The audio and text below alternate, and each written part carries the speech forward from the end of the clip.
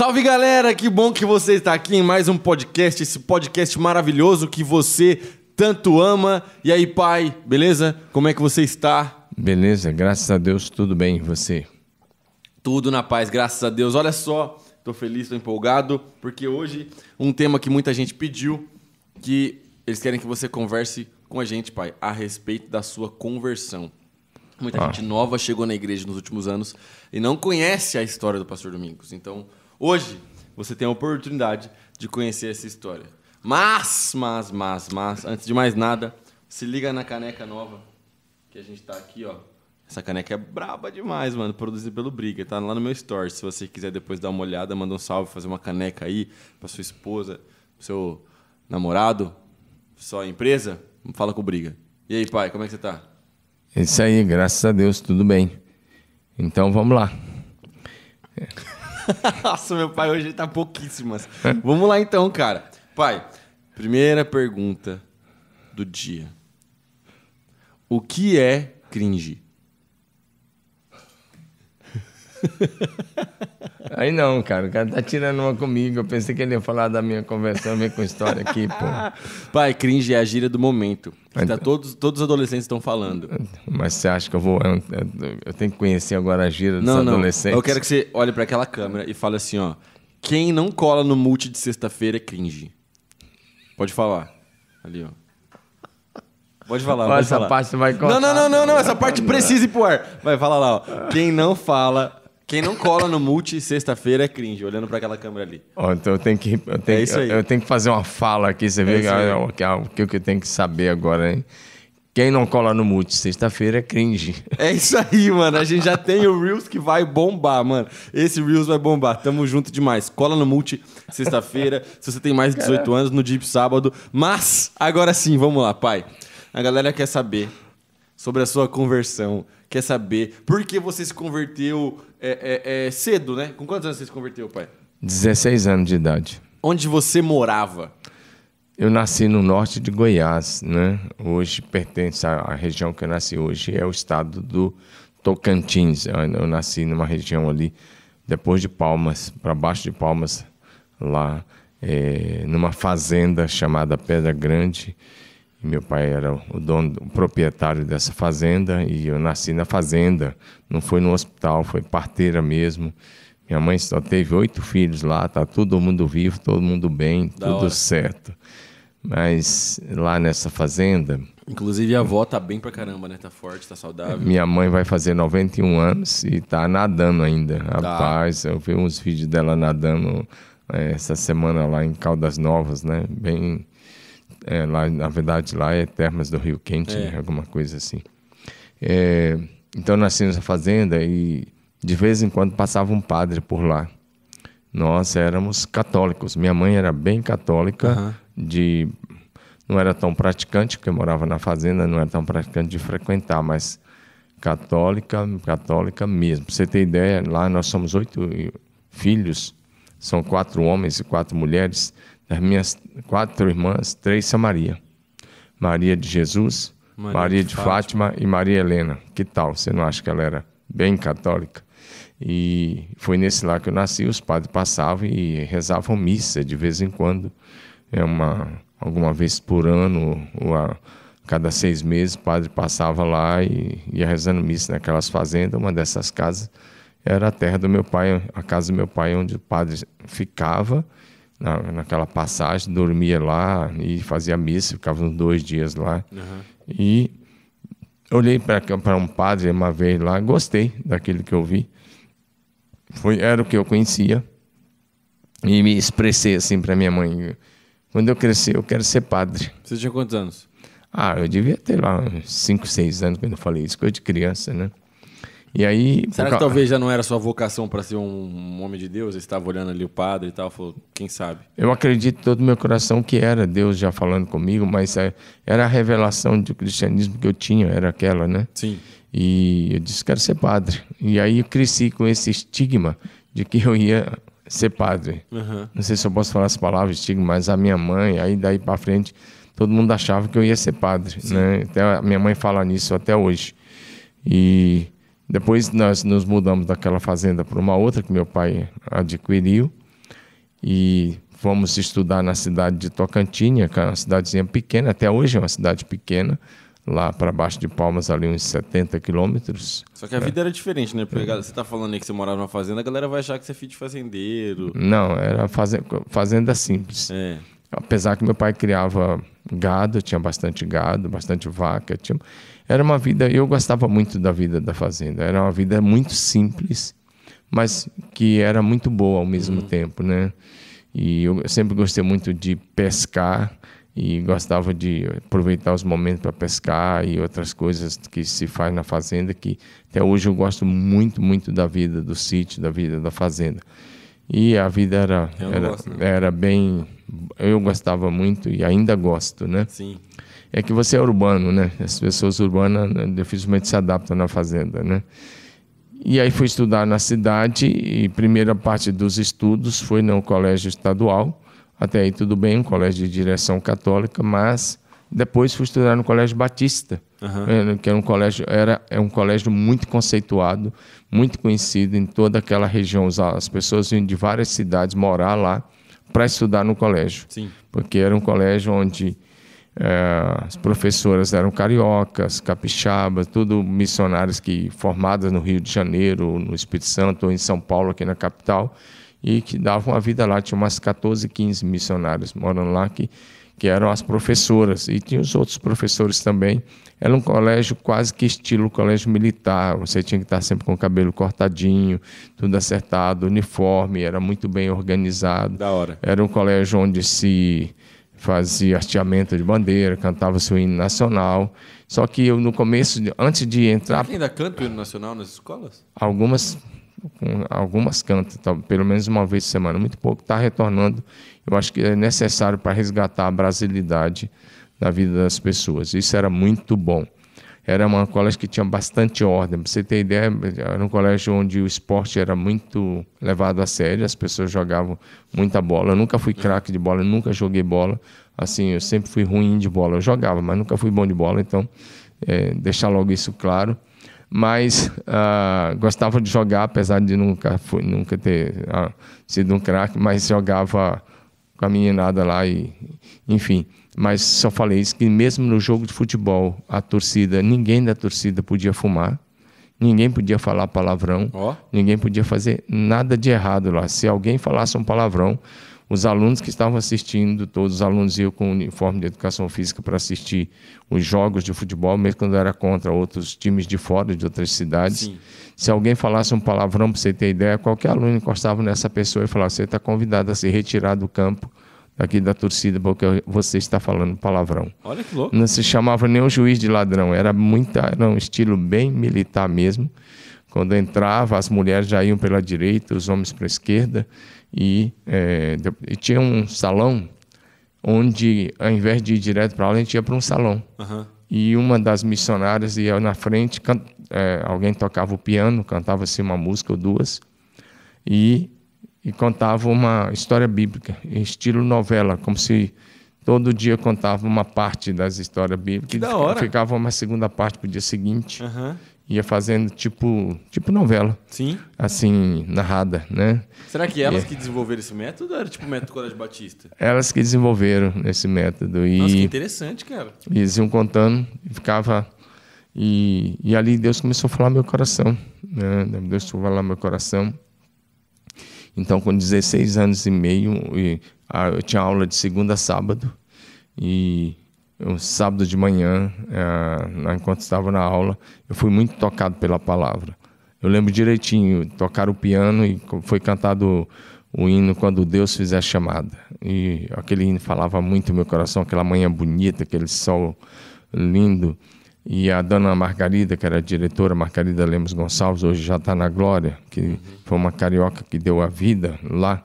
Dona Beatriz Silva deu a vida, e a dona Margarida era capixaba, na verdade, mas que cresceu no Rio de Janeiro. Você tem ideia, o pai dela era diretor do Jornal Batista, antigo Jornal Batista, e ela, com 23 anos, foi para lá e deu a vida lá como missionária. Ela percebeu que eu estava bastante tocado, ela me fez um convite para ir ao culto no domingo, pela manhã. Olha só. E eu fui ao culto, né? Eu estou cortando aqui um pouco. Fui ao culto. Meu pai, apesar da gente estudar no colégio, meu pai tinha uma máquina de beneficiar arroz, uma beneficiadora de arroz. As pessoas às vezes não sabem o que é uma beneficiadora de arroz, mas tinha uma beneficiadora de arroz que era boa, beneficiava arroz. Você pega o arroz com casca, do jeito que ele vem, e você beneficia e vende o arroz limpo, pronto para ser consumido. Então, beneficiava o arroz e vendia tanto para as pessoas como também... Ele plantava o arroz também ou outra pessoa plantava? Plantava e também comprava os caminhões de arroz, né? Aqueles caminhões carregados de saco de arroz, saco de 60 quilos, 70 quilos, 60, 70, né? Você trabalhava lá com ele? Trabalhava com meu pai na máquina de beneficiar arroz. Tinha a terra, tinha a pessoa que cuidava do gado lá e tinha uma máquina beneficiadora de arroz, né? E todo mundo ia lá, então eu conhecia todo mundo, porque todo mundo ia naquela época não tinha tanto arroz beneficiado que vinha pronto como vem hoje em todos os lugares. Então as pessoas compravam o arroz direto da beneficiadora, porque meu pai vendia mais barato do que o comércio. Então se o comércio tinha um preço, ele vendia R$1 mais barato. Então as pessoas iam lá, porque a gente comprava direto do produtor e beneficiava, então podia vender e dava um bom lucro, né? Era uma vida simples, mas como eu disse, uma vida que eu gostava. Então fui no culto no dia seguinte, e naquele culto do dia seguinte, o pastor não estava, era um pastor aqui de São Paulo, que hoje mora aqui em São José do Rio Preto.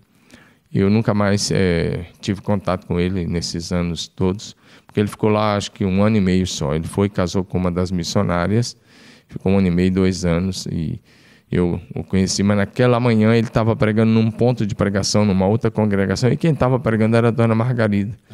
E eu fui na igreja, né? Meu pai não queria que nós fôssemos na igreja. A gente estudava no Colégio Batista porque era um colégio bom, mas meu pai dizia, vocês não podem ir na igreja. Então, eu não podia. Como é que você fez? Eu não tinha autorização do meu pai. Meu pai ia muito para a roça, né? Para a fazenda, e ele tinha de passar esse mês para lá, cuidando das coisas lá na fazenda. Eu aproveitei que ele estava na fazenda e ela me chamou e chamou um colega meu também. O nome desse colega é Carlos. Eu lembro o nome dele até hoje, Carlos de Oliveira Ferreira. Sim. O pai dele era dono de uma padaria na cidade. E era amigo do meu pai. E os dois bebiam juntos.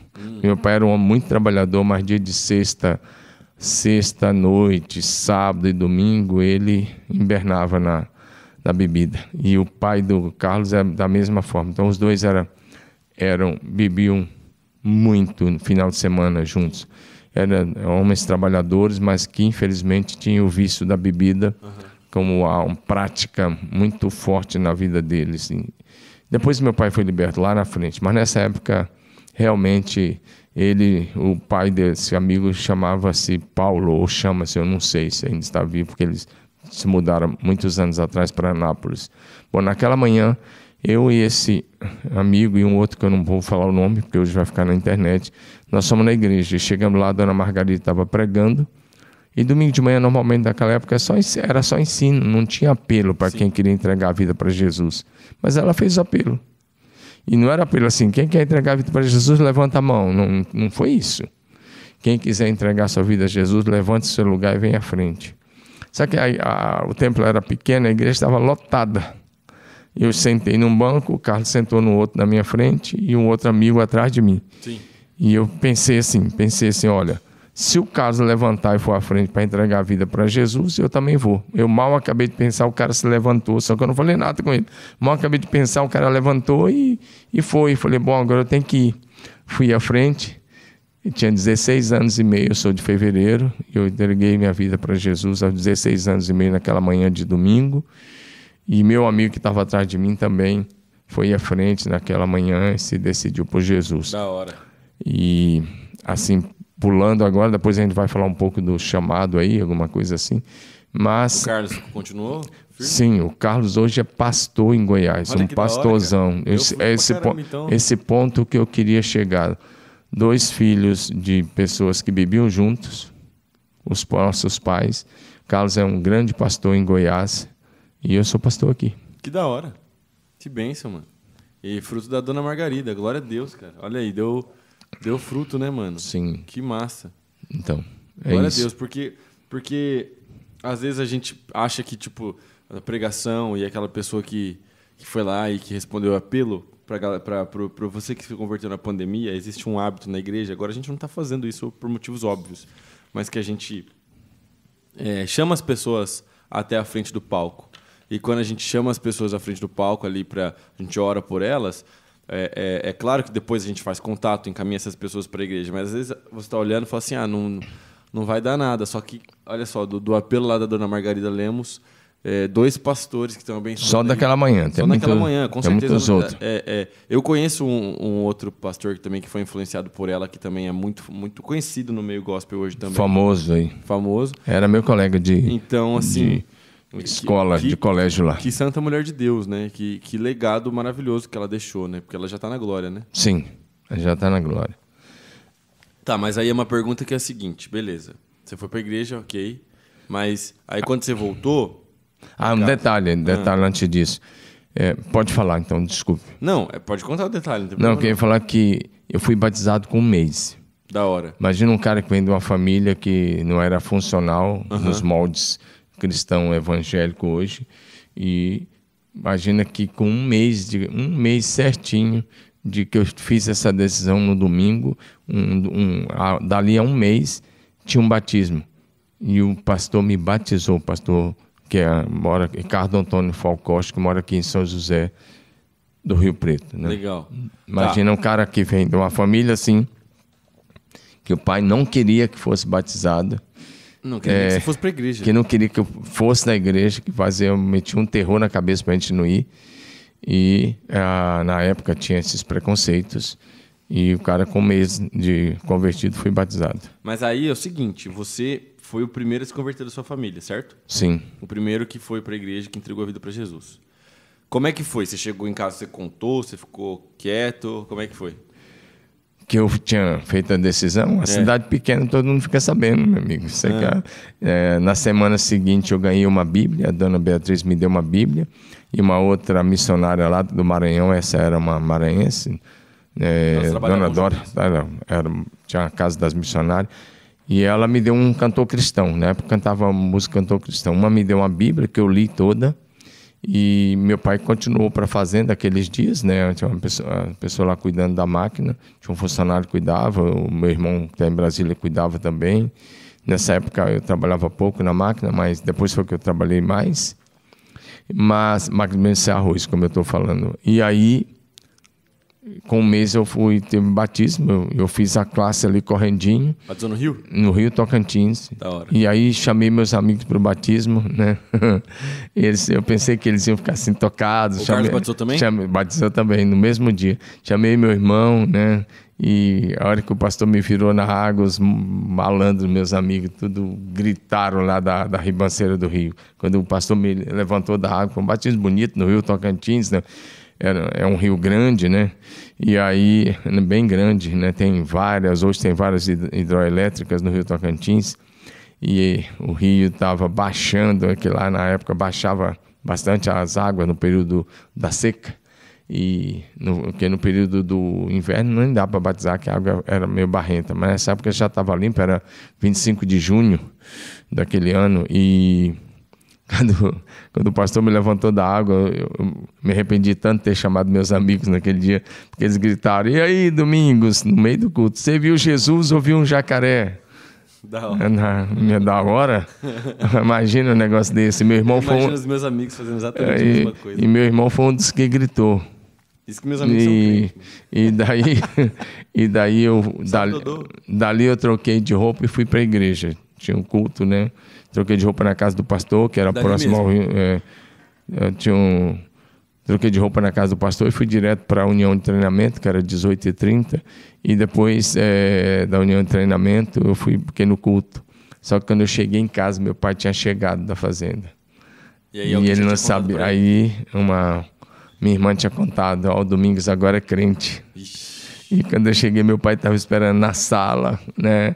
Tava o vaqueiro assim, meu pai no outro sofá. E a hora que eu fui entrar, ele falou: agora você não entra mais aqui. Você agora é dono do seu nariz. Você decidiu ser crente. Eu tinha avisado que se fosse virar crente, não ia mais ficar nessa casa. Pode ir embora. E aí deu uma situação bem difícil, né? Porque ficou uma situação bem complicada, ele não queria mais que eu entrasse.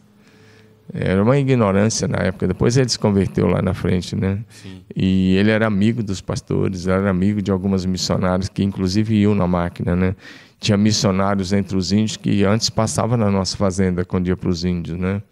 Como um deles, pastor Rinaldo de Matos, que às vezes ia para a aldeia Xerente, lá do Rio Sono, e passava na nossa fazenda. Vô tinha bom relacionamento com as pessoas, mas não queria que você virasse crente. Não queria, porque ele tinha preconceitos, né? São pessoas que têm conceitos ou preconceitos e julgam o livro pela capa, ou seja, só pelo que ouve falar e nunca tinha ido checar as coisas. Enfim, minha mãe entrou no meio e falou uma série de coisas, que quando eu estava indo nas boates ou em algum lugar, ou indo nos bares, ele não reclamava. Então, agora que eu tinha parado com essas coisas, por que ele queria fazer isso? Enfim, deu uma arrumada lá e eu acabei ficando, deu tudo certo. Mas foi Você ficou no mesmo dia ou teve que dormir fora? Eu acho que eu fiquei no mesmo dia, não sei mais, tem bastante tempo. Mas eu acho que aí eu fiquei, acho que uma semana dormindo na casa de um amigo meu lá, chamado Domingos também, de uma família da mesma rua. Mas deu tudo certo com a intervenção da minha mãe e até minhas irmãs também, meus irmãos. Ninguém queria que fosse embora. Era uma situação que não era muito legal, mas que depois se consertou, deu tudo certo. Tudo começa assim, porque as pessoas, a família, quando alguém se converte, eles querem ver se é um fogo de palha mesmo, se é só uma coisa que já vai passar, ou eles estão olhando para ver se o testemunho vai pegar. E depois meu pai começou a me observar e depois se tornou um grande amigo, que ele sempre tinha sido antes, se tornou um grande amigo e passou a confiar em mim muito mais do que antes. Com certeza. Aí, pai, deixa eu te perguntar um negócio agora. Quero que você conte, porque eu conheço praticamente essa história toda. Até agora, tudo que você contou aí eu já ouvi, lógico. Mas a história lá que você estava trabalhando com o tio Cildo, você foi picado por uma cobra, isso foi antes ou depois de você se converter? Um ano antes da conversão. Um ano antes de você se converter? Com 15 anos, meu pai estava numa outra região lá e minha mãe disse, todo mundo vai matar uma semana de aula para os meus irmãos e para mim.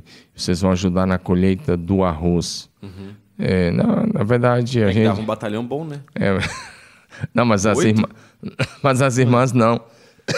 Eram os homens. Eram os homens, né? E lá nós fomos para ajudar. E tinha um vaqueiro lá que ajudava também, tinha os filhos dele.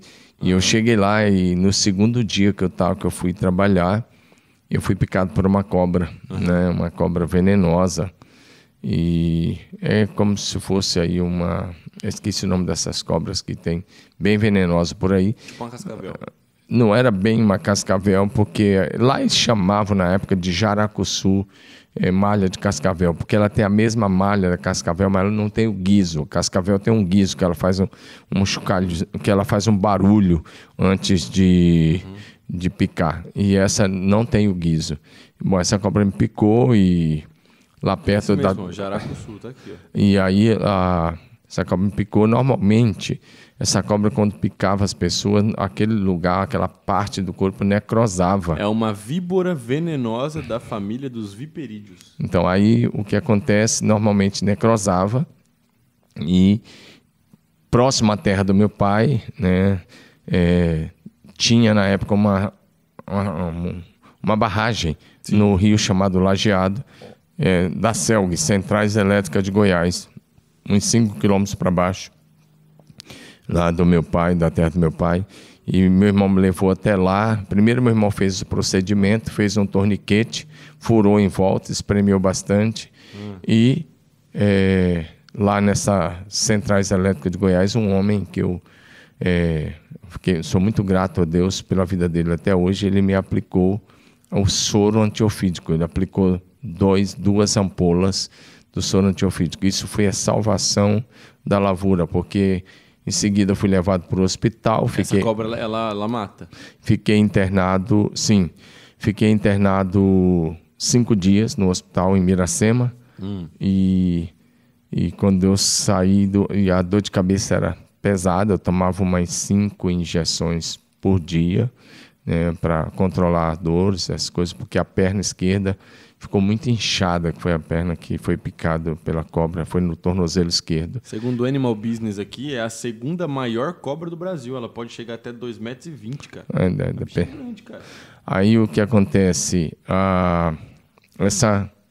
Fiquei 5 dias, acho que no 6º dia eu fui para casa, e mais ainda não caminhava. Meu pai foi me levando, segurando, eu pulando com a perna direita, e fiquei ainda uns 15 dias sem colocar a perna esquerda no chão. Mas o que foi legal é que, graças a Deus, comigo não necrosou a minha perna. Graças a Deus deu tudo certo, né? E o que aconteceu foi que, quando eu cheguei e fui internado no hospital, a cobra me picou de manhã, eu fui internado por volta de 1h da tarde, que até passar na cega os procedimentos. O que foi interessante é que cheguei no hospital, não tinha o soro. Uhum. E aquele soro lá da Celg foi a salvação da lavoura, né? Maneira de falar. Foi que Deus usou aquilo lá, aquele homem, para aplicar o soro, e aplicou logo 2. Você poderia ter morrido ou perdido a perna. Né? Ou podia ter necrosado e ter perdido parte da musculatura, né? Uhum. Porque um vizinho nosso da mesma rua que eu estava no hospital, picado por uma cobra dessa. Mesma cobra? Mesmo tipo de cobra, mesma espécie. E a perna dele necrosou, e do joelho para baixo a musculatura caiu, né? Então teve que ficar uns 2 anos fazendo implante, né? Pegando pele de outro lugar e colocando, enxertando, para ir cobrindo, porque fica o nervo e o osso e o nervo em cima do osso, porque aquela parte, aquela carne, aquela musculatura cai quando necrose. Você acha que, mesmo a cobra tendo te picado e tudo mais, mas o fato de que você saiu dessa da forma como saiu, era com certeza plano de Deus? Então, o que aconteceu? A cobra me picou, era uma quarta-feira, pela manhã cedo, né? Umas 8 da manhã no máximo. Uhum. E eu fiquei no hospital até segunda, né? Quarta, quinta, sexta, sábado, domingo, segunda, acho que deu 5 dias aí. E aí, saí de segunda à tarde do hospital, acho que uma segunda, uma terça. Mas naquela quarta tinha um culto de oração. Uhum. E minha mãe foi na igreja batista. Olha só. Na primeira igreja batista, pediu oração, porque agora o filho estava no hospital, picado de uma cobra venenosa, uma situação grave, uma situação que não era legal. Sim. Então a água chegou no pescoço. E minha mãe foi aonde? Na igreja. Na igreja. E aí a igreja orou por mim. Todo mundo me conhecia do colégio, né? Sim. E as missionárias oraram por mim. Dona Margarida. Todas elas, né? Dona Margarida, Dona Lucy Guimarães e outras irmãs oraram por mim. E eu fiquei com aquilo na cabeça. Depois elas foram me visitar. Sim. Quando eu cheguei, porque eu perdi uns 15 dias de aula nessa brincadeira, porque eu não podia ir para a aula com a perna daquele jeito, que estava muito inchada, né? Ela dava o dobro quase da outra, de tão inchada. E depois foi que eu consegui voltar para a aula, né? Imagina chegando na escola contando a história. Já pensou, Gui?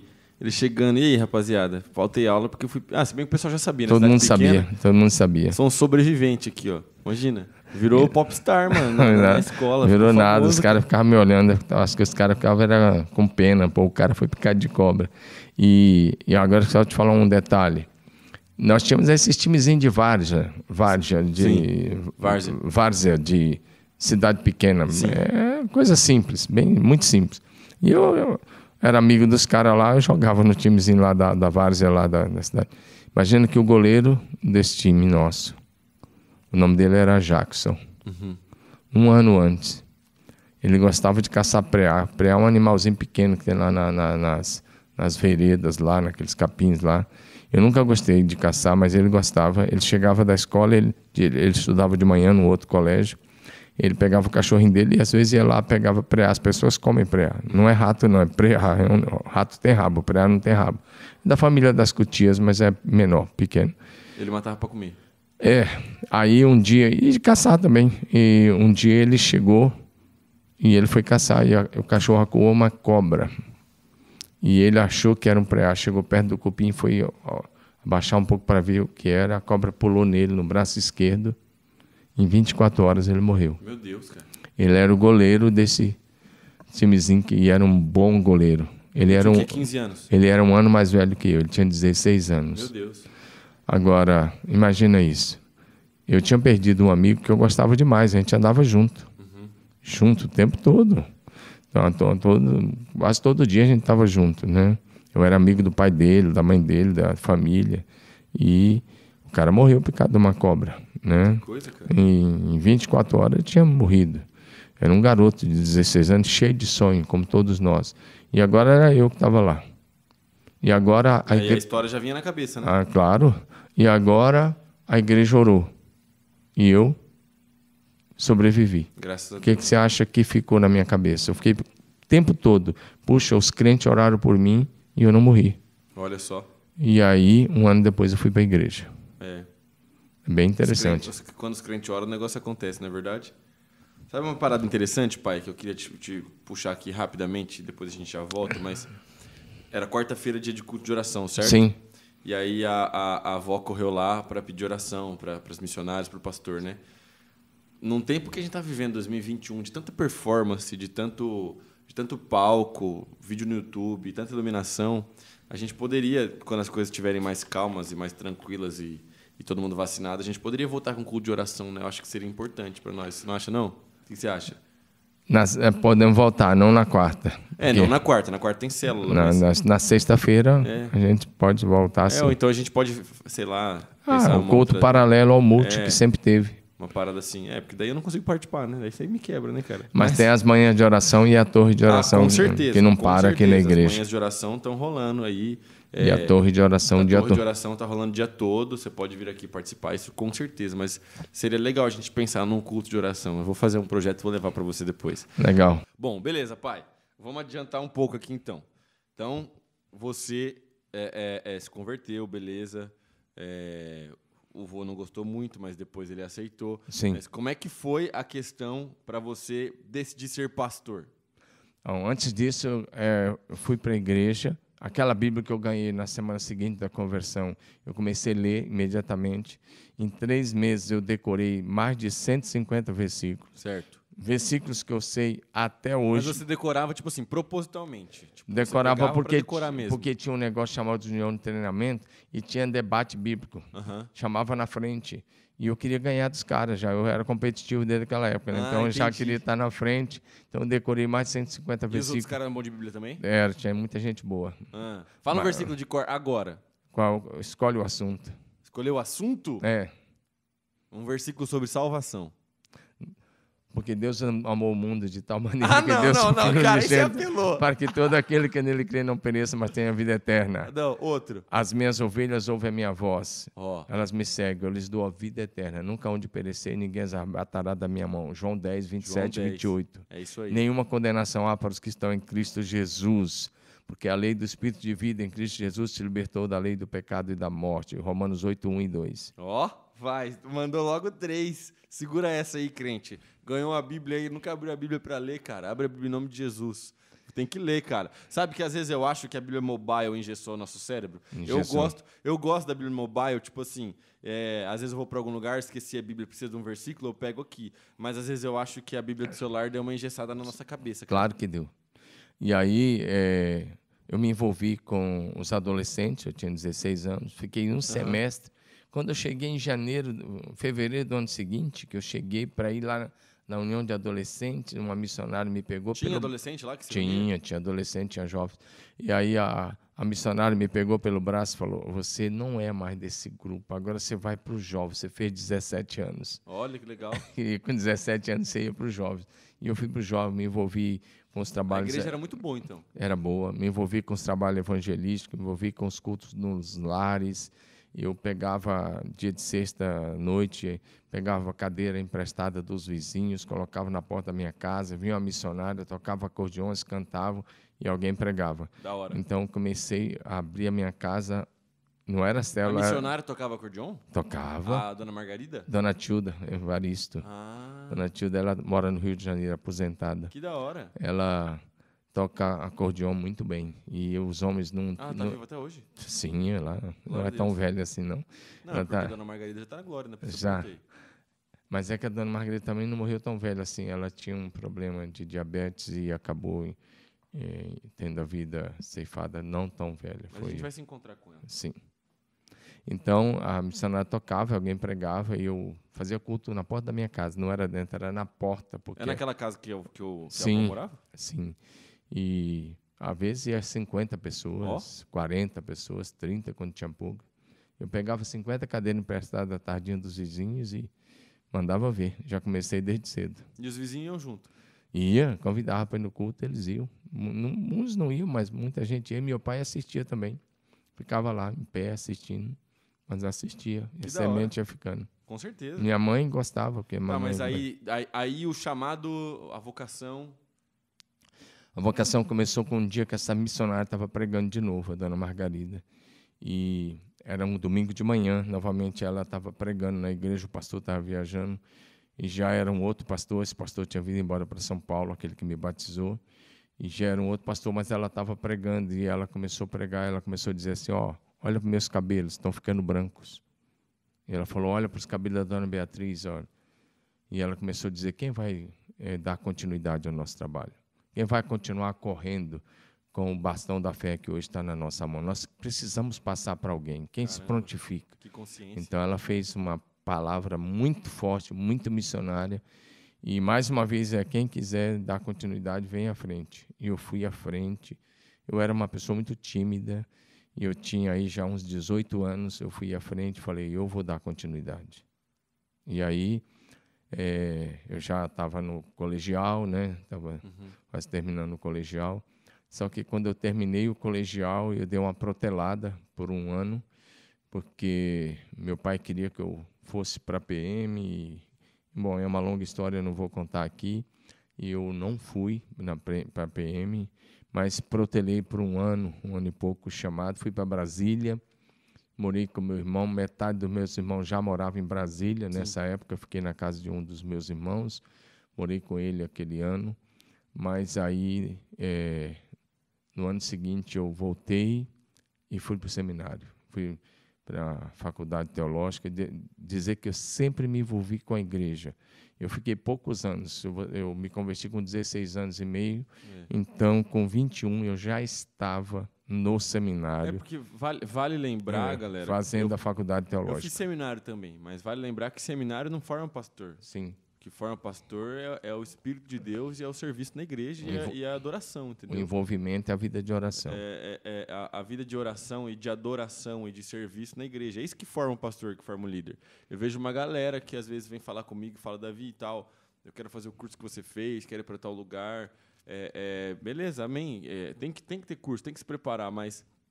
Seminário, escola, não forma pastor, gente. Desculpa, mas é um fato. A gente quer montar uma escola aqui, mas o que forma o coração pastoral e a vocação é o Espírito de Deus. Antes do pastor Domingos ir lá para o seminário e aprender as questões teológicas da fé que são importantes, ele tinha vida na igreja, tinha serviço na igreja, estava envolvido. Fui presidente dos jovens, entendeu? Cuidava dos jovens. Por os anos que eu fiquei, não foram muitos anos, eu fiquei só 4 anos e meio como membro da igreja e já fui para o seminário. Sim. Você tem ideia, com 9 anos de convertido eu já era pastor. Totalmente. Então para você ter ideia, eu falei de missionária, mas eu tive um pastor, Foram 9 anos até você se tornar pastor. 9 anos depois do curso, sim, tinha terminado o curso, era pastor. Desde que você se converteu até o dia que você se tornou pastor, 9 anos. Até terminar a faculdade já era pastor, 9 anos. Olha a importância do processo também, né? Então, teve um pastor que acreditou muito em mim nesse processo, que chamava Jeremias Alves Evangelista. O filho dele é um grande amigo meu, que é pastor em Porto Alegre, da Igreja Batista Monte Serrat. O outro filho dele mora pastor em Brasília e a outra nos Estados Unidos, a Joyce. Lá é o Tércio. Sim. Tércio e a sua esposa Marta, tem 2 filhas. Sim, já veio aqui, já trouxe caravana aqui, já pregou aqui. E eu já fui lá também, um grande amigo. Era o pai do Tércio. Esse homem acreditou em mim, o pastor Jeremias. Eu era um improvável. Qualquer um que olhasse para mim e falasse, esse cara é desqualificado. Não... Mas ele olhava para mim, e o Tércio me conta isso, já me contou algumas vezes, que ele falava nos bastidores, na casa dele, para a família, se todos os jovens da igreja fossem que nem o Domingos, nós teríamos um avivamento nessa igreja, né? eu resolvi abraçar a fé e levar a sério. O pastor né? Tércio era pastor de qual igreja nessa época? Ele não era pastor. O Tércio era Perdão, o pai do pastor Tércio. da primeira igreja batista Tocantinho. Ah, tá. Ele era o pastor lá.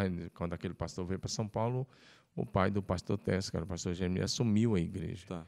E um dia ele foi ser diretor de uma faculdade, um seminário bem simples em Carolina, e eu estava matriculado no Rio de Janeiro, estudar, já tinha ganho até a bolsa por influência lá das missionárias, ou ia ser um aluno bolsista no Seminário do Sul do Brasil. E É um seminário famoso. Era bem famoso na época. E Acho que até hoje. o pastor Jeremias me disse, não, eu vou ser diretor do seminário. Eu falei, pastor, mas esse seminário é pequeno, eu não vou com você não, porque ele queria que eu fosse. E ele insistiu, ele foi na minha casa, eu já estava matriculado no Rio de Janeiro, ele foi 2 vezes, me chamou na casa dele e conversou e falou, não, você vai comigo. E eu decidi obedecer o meu pastor. Né? Era uma renúncia muito grande. Em vez de estudar no melhor seminário dos batistas brasileiros na época, ir para um seminário pequeno na época, mas eu decidi obedecer. Uhum. E eu fui no caminhão da mudança dele. Eu saí de casa, fui no caminhão da mudança. Ele foi com o carro dele, com a família, e eu fui junto com o motorista que estava levando a mudança dele. Sim. E assim fui, fiz os 4 anos no Seminário Teológico Batista do Tocantins, que na época funcionava em Carolina, hoje eu acho que é em Araguaína, né? E me formei lá.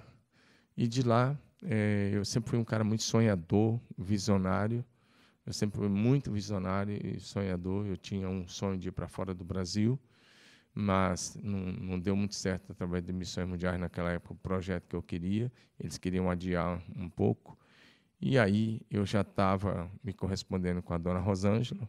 Na época era na carta mesmo, não era e-mail. Não tinha nada de tecnologia desse jeito que a gente ligava no telefone para ela. Uhum. E eu fui...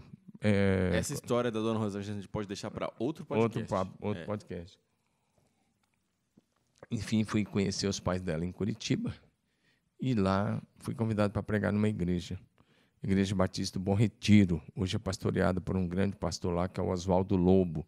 Está lá pastoreando com a equipe dele. Uma boa igreja Batista do Bom Retiro, em Curitiba. Uma excelente igreja. E era uma igreja pequena na época. E eu preguei uma única vez, um domingo à noite. Eu lembro até hoje a mensagem. Eu preguei sobre Enoque, andando com Deus, o tema da mensagem. Voltei para Araguaína, que eu já estava em Araguaína, eu trabalhava com jovens dessa região norte de Goiás, sul do Pará, que ia ali até a Redenção, Xinguara, e também sul do Maranhão, pegava Imperatriz, a Sailândia, Carolina, esse Estreito, essa região aí. Eu trabalhava com jovens de umas 70 igrejas e promovia os congressos jovens dessa forma. Eu era o executivo lá do jovem nesse período. E voltei para Araguaína e a igreja me convidou para ser pastor lá. Eu pulei bastante coisa aqui, mas pode continuar as suas perguntas. Da hora, pai, da hora. Então, aí quer dizer então que o pastor Jeremias acreditou demais em você e investiu em você. Porque também eu sei que nesse tempo você não ficou só enfurnado no seminário. Não. Até porque, como eu estava falando, e eu sei que você concorda comigo, que não é o seminário que forma um pastor, porque tem muita gente que sai do seminário e não vira pastor, ou Sim. que não tem um ministério relevante da forma como poderia ter. Hoje em dia, vou falar uma coisa polêmica. Hoje em dia, eu acho que o seminário, principalmente alguns lugares no Brasil, pode ser um ambiente muito abençoador, mas também pode ser um ambiente tóxico. Também pode ser um ambiente de muita... Como posso dizer? Às vezes o cara esfria na fé quando o cara vai para o seminário. Sempre foi. Sempre foi, pai? Sempre foi. Naquela época era assim também? Uma boa parte era.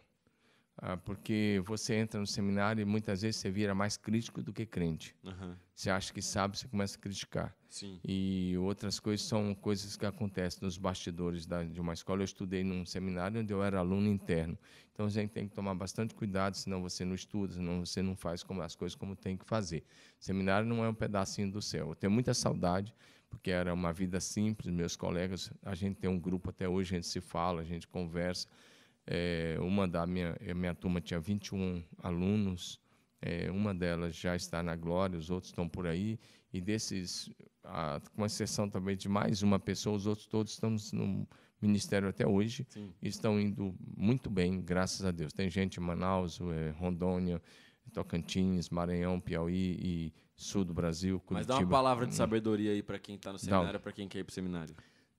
Primeira coisa, você ter a cabeça cheia de luz do conhecimento não te faz um bom pastor. E nem um bom líder, nem uma boa pessoa de Deus. Você pode e deve ter a cabeça cheia de luz do conhecimento, desde que seu coração seja a chama divina. Porque ter a cabeça cheia da luz do conhecimento teológico e o coração uma pedra de gelo é morte espiritual. É verdade. Então, no período do meu seminário, logo a partir do mês de março, eu cheguei em fevereiro no seminário, em março eu já estava dirigindo uma igreja. Então, eu dirigi uma igreja na margem do Tocantins, num lugar chamado Babassulândia, né? Meu primeiro ano. Segundo ano, eu dirigi uma congregação, uma igreja lá em Imperatriz, segundo e terceiro ano.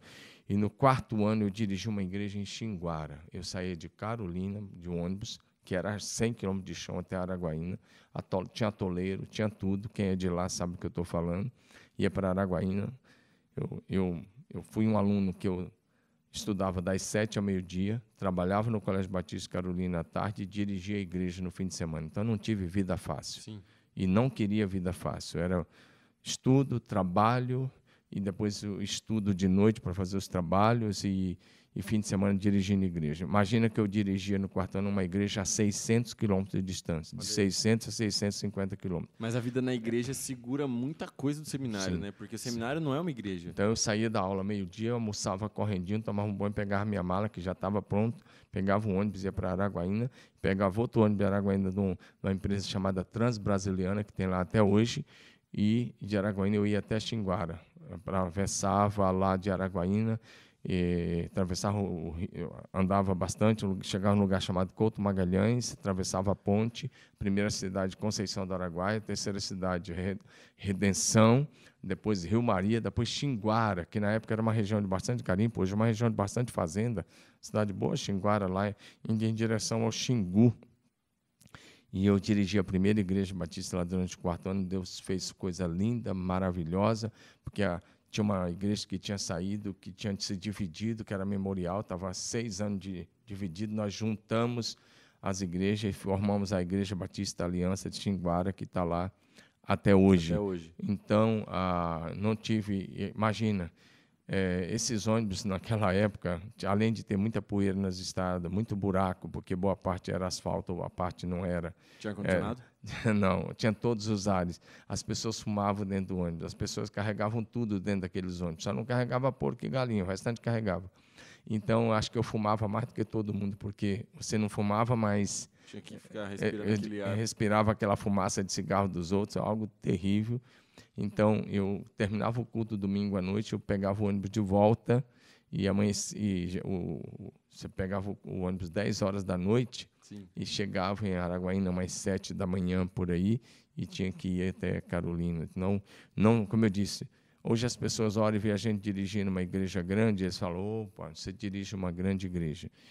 Mas a história é bonita depois de contada. A história é bonita depois de contada. Então, o que aconteceu para chegar lá... Então, primeiro ano dirigi a igreja, segundo, terceiro ano dirigi a igreja, quarto ano dirigi a igreja. E fui ordenado ao ministério no dia 5 de julho de 1987, no meio do quarto ano. Quem vê close não vê corre. E eu fui o primeiro aluno solteiro a ser ordenado, naquela época não se ordenava. A ordenação não era uma brincadeira na época como hoje é. Mandava carta para as igrejas do campo todo, por exemplo, mandou carta para 70 igrejas. Aí o pastor tinha que pegar aquela carta, ler no culto domingo de manhã. Temos aqui uma carta da Ordem dos Pastores, né, e da igreja tal que está pedindo ordenação, e lia a carta. O fulano, Domingos Jardim da Silva, está previsto o exame com vistas à ordenação ministerial para o dia tal. Alguém aqui nessa igreja tem alguma coisa que desabone a conduta dele? Imagine isso sendo lido em todo o estado, nas igrejas de todo o estado, na frente da igreja. Se você tivesse uma conduta errada, um comportamento errado, um mau testemunho, você não chegava nem no exame, quanto mais ser pastor. Então as coisas eram muito sérias. Eu sou da época em que as coisas eram muito, muito sérias nessa questão pastoral. Não é o que essa brincadeira que está aí hoje, que cada um vai lá, separa da mulher, arruma outra mulher, faz uma série de coisas e depois vai lá e se diz pastor. Está cheio de gente assim. Tá. Eu não tenho nada contra quem se separa, mas só estou dizendo um dos casos. Ou então o cara dá nó e pingo d'água, compra e não paga, faz uma série de coisas, tem um peste, depois vai lá e diz que é pastor. Sim. Então, eu sou de uma época em que o que mais constava era o caráter, integridade, bom testemunho, estilo de vida santa, vida na palavra e vida de oração. Então, fui ordenado, ainda no meio do 4º ano, voltei para o seminário, era julho, terminei, e depois eu fui convidado a ser pastor em Curitiba, como eu disse, e de lá de Curitiba eu voltei a estudar, eu estudei no mestrado em Viçosa, no CEM, Centro Evangélico de Missões. Eu fiquei alguns anos lá estudando, Da hora. com alguns amigos que hoje moram em outros estados, e nós somos daquela época lá, acho que ano 90, 91 e 92, 3 anos pelo menos estudando ali. E depois que estou aqui, eu fiz um doutorado aqui em Londrina. Eu tenho um doutorado em ministério, missão urbana. Na Sul-Americana? Na Sul-Americana, Faculdade Teológica Sul-Americana. Eu tenho um doutorado aí em missão urbana e crescimento da igreja. Da hora demais. A gente não fica falando isso porque não são os títulos que fazem o ministério. Nós somos espiritualmente desqualificados do ponto de vista de falar assim, se é qualificado, não. Nós somos desqualificados do ponto de vista divino. Nós só fazemos o que fazemos por causa da graça de Deus, da ação direta do Espírito Santo, do amor do Senhor e da misericórdia do Senhor. Não há nada em nós, nenhum curso, nenhum título faz um ministério bem-sucedido. É a graça de Deus, é o favor do Senhor, é a ação direta do Espírito Santo. Da hora. Pai, a gente está no nosso tempo já, então eu vou concluir, mas a gente vai ter que fazer um parte 2 em breve, porque eu quero depois que você conte, porque você foi o primeiro a se converter na sua casa. E muita gente vive essa experiência de, tipo assim, ser o primeiro a chegar na igreja e aí tem anseio de evangelizar os seus familiares, de ganhar os seus irmãos para Jesus e tudo mais. E essa é a realidade de muita gente. Então, eu queria guardar Perdoa aí a minha falha, só vou dizer um ponto. É. Minha mãe se converteu, logo em seguida, minha mãe é uma serva de Deus. Sim. E mais tarde eu tive o privilégio de batizar minha mãe. Meu pai se converteu. Sim. Meus irmãos se converteram. Eu só tenho um irmãozinho que ainda não está convertido. Está todo mundo servindo ao Senhor. Então. Minha família hoje, toda serve a Jesus. Massa. Glória a Deus por isso. E isso é muito, muito da hora. Isso é maravilhoso. O vô se converteu também, né? Sim, Então, morreu convertido. Então, assim, meu vô já Os faleceu. últimos 20 anos dele era convertido. Mas, cara, parou de fumar, parou com toda aquela vida. Parou com todas essas coisas. Então, assim, é maravilhoso, cara, a gente pensar nisso. E eu acho que isso também a gente guardar para parte 2, porque isso pode abençoar muita gente, Sim. pode inspirar muita gente. Sim. Não vai ser no próximo episódio, porque o próximo episódio já está o tema já. Até para você também ficar no hype aí. Mas Esse cara me avisa o tema na hora que eu chego aqui, né? Não, eu te avisei semana passada. Eu tinha esquecido. Que a gente ia falar sobre a sua conversão. Eu tinha esquecido. Vou avisar o tema aqui agora e a gente vai concluir o podcast. Mas o tema do próximo episódio é a era da pós-verdade. Isso é sério, hein? É, bastante sério. Nós estamos vivendo a era da pós-verdade, a era do relativismo. Então, e das narrativas. Exatamente. Nós vamos conversar um pouco sobre isso, que eu gosto bastante desse assunto, e eu sei que você também gosta. E mais adiante, a gente vai fazer o parte 2, você contando como é que foi a conversão da avó, do vô, das minhas tias, dos meus tios, tudo mais, como é que foi esse processo. E também nós vamos ter um episódio, você contando sobre... A gente vai falar sobre relacionamento. Só que no episódio que a gente vai falar sobre relacionamento, eu quero trazer a dona Rosângela aqui e a dona Jamila e fazer nós 4 aqui no podcast. Para você contar a sua história e a gente ir aprendendo e conversando, vai ser bem legal. A gente pode fazer até um episódio de mais de 1 hora. Beleza? Beleza.